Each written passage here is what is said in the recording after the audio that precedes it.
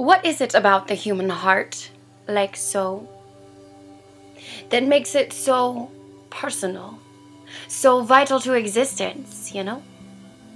Like an anonymous someone put it there for you to find how and why it beats us to keep us alive, and then trades Valentines like it was in the stars. Hearts are clearly important to survive, but do they really feel anything when they divide?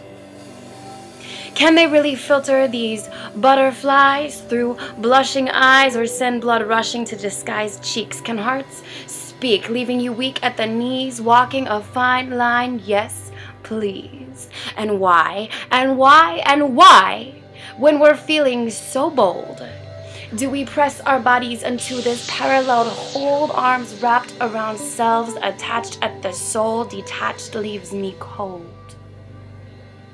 You know, when you catch someone's gaze from across a crowded room, and your heart stops dazed before you can really catch your breath to hold it blue. A heart can chew at your worth, like that good kind of burn where you haven't worked out for a month and it hurts. No, you can desert your body, you can ignore your brain, but you can never for 1 second forget what your heart has to say. So that is why we gotta try to get by breaking as few as possible in order to save our own while we have them unknown. The biggest coward is a man who awakens a woman's love with no intention of loving her. Bob Marley. Bob took the words right out of my mouth. I bit my tongue so hard, all the blood ran south. Now the words stolen leave my lips tightly sealed, with nothing to say, only that time will heal. So here's to being swept off your feet by a future beat, to making emotional ends meet, sinking sweetly into love's safety net, playing for keeps in this vast game of hide and seek and sweat, reaching the journey's peak and yet still coming home to meet this great mystery set. Here is to rewriting history's regrets. So let me take you back to your heart space. Let it start to race. Quick, make it stop, flip, flop, give it space, drip, drop. Hit that laced, tender spot. And yes, we've all been got before.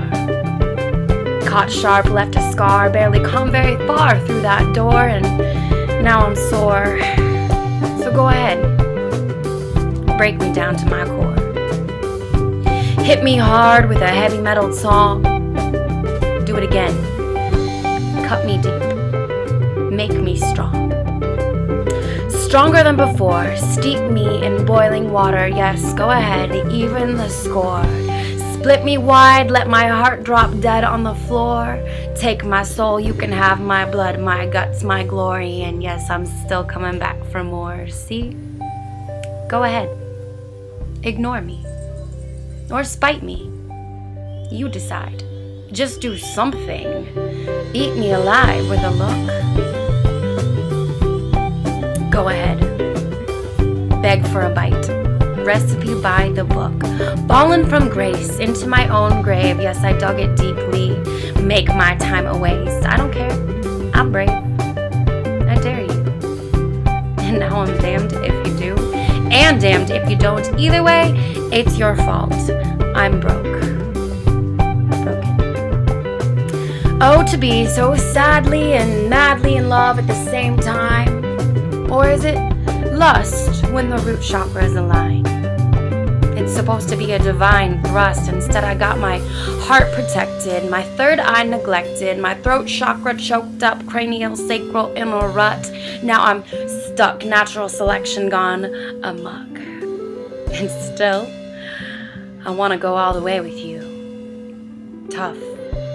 Take me to the edge, decide we're not yet through, jump into maybe another lifetime or two. Such depends on the moon. Yes, I got lucky. Don't presume that that was one night planned, cause I was prepared to stand here for a lifelong chance at being your friend, girl, woman.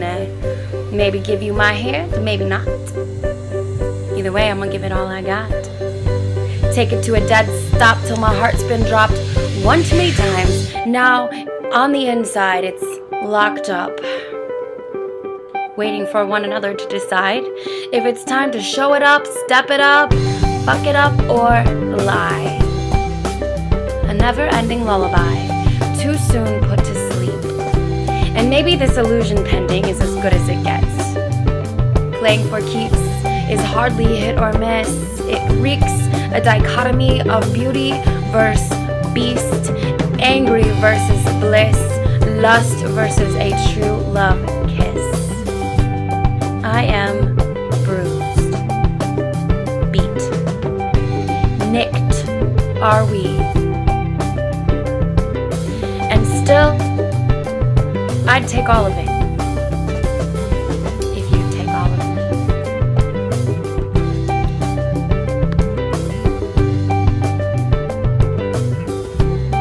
I have been waiting for you since I rebuilt my womb with my mother, singing love songs in our native tongue, that being English. I had to wait to become. Until age 3, about the time I could walk, I waited to learn the meaning of the infinitive verb to wait, to talk. At 5 years old, I prayed for my imaginary friends to take their turns writing Disney dialogues descending from my VHS quality poor. I waited for Cinderella to stop waiting for her slipper and dress. So, what were you waiting for? Still chipper, I waited for my charming prince since age 8. When I met a kindergarten version of myself inside a boy who chased me around a room, unsure of what he was waiting for at such a bloomed age, but still waiting for his charming princess, nonetheless ideally raised, I kept them waiting. During puberty, when my belly button sunk below my chest and I figured out how to use my hips and breasts to sway your eyes, just so they waited just below my heart between my thighs, I waited for you without even trying. Hungry, I waited out of high school, not even knowing your name, but knowing you saw me every day beneath those eyelids. Channeling frustration into my dreams, I waited my turn patiently, in line behind my peers, watching their melodramas unfold before my untold wait, and waiting for years, I waited for your resurrection to discriminate all the pretty girls out and turn to me. I waited through college dormitories, inside bathroom stalls, revisiting concert halls, scratching your name into desks beside classroom walls in a frenzy of catcalls, tail curled. Since I was a little girl, I can remember waiting tables for $2.13 an hour, hoping you will tip me a piece of your heart off your sleeve or at least a phone number for a good time fall, please, so I can stop waiting on these musicians, frat boys, torn jeans, dreadheads, even a few women with dreams of happening to wait upon you. And I am almost through. Waiting on these city streets, trapped in subleases in the middle of the United States, with the world revolving around yours and my fate, and I still will not find your face waiting back at me, so I wait, frustrated with Ferlinghetti, sad as green days, waiting for Guffman and other 5-year-old fairy tales who wait with me, believing in promises made by people waiting like sheep, promises made purely for surround sounds at home, so that maybe you will find somebody instead of having to wait alone. I still sit on my couch at home, waiting for the chick flick to end, so my tears can rightfully begin to pour, and I can know that so many versions of me wait for so many yous to walk through that door. We are all bracing ourselves, waiting through hell's horrors, and then taking a break from that wait just to wait some more. waiting on park benches, lattes and cigarettes in hand, waiting to exhale time and time again, waiting and willing our souls to transcend, just as bewildered as mine see me, still waiting for you to find me again and again, and I am happily waiting forever and after, for the fairy tale to end, for that matter, see me still waiting for the pretend to end with rapture until I can completely give in to Saturn, and I can't wait! Finally, I have been waiting on an anomaly, waiting for my Abraham to finally find me, waiting to be killed by curiosity, training for the day I get stood up by my own philosophy, waiting for the bird patterns to answer my plea in the form of maybe a number, say 43. Waiting for my rain grandmother to be incarnated into another, see me still delving into the possibility of another Virgin marrying me, for I have been waiting on my knees for you, Menard, to take me, please, so what?